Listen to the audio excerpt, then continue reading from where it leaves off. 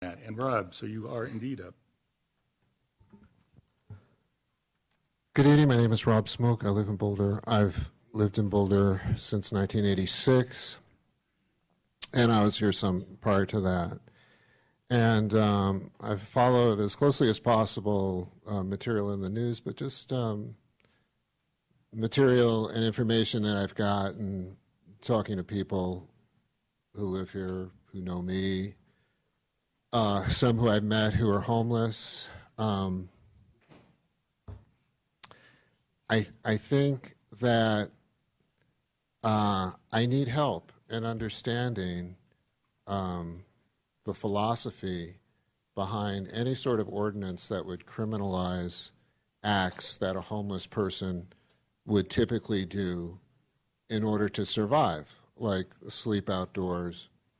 Granted, I understand the feelings or the impressions of counsel in their belief that these laws are meant as a tool to assist a judge in helping resolve problem cases and so forth with that are behavioral in nature and so forth.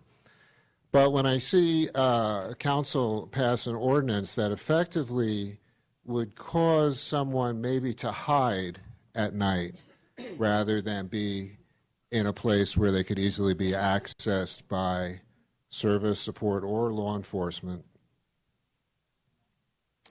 When I see that ordinance being passed, and then I see a number of weeks later,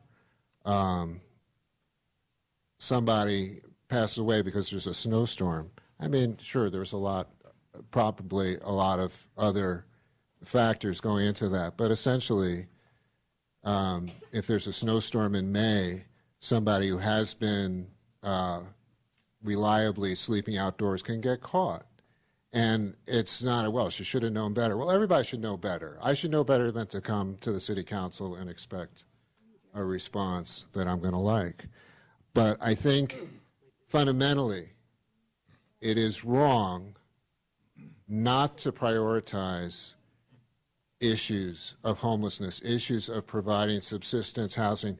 When I read over and over and over again, for years on end, council members saying, well, you know, we need the participation of the other communities, and then nothing is concretely done to induce that participation.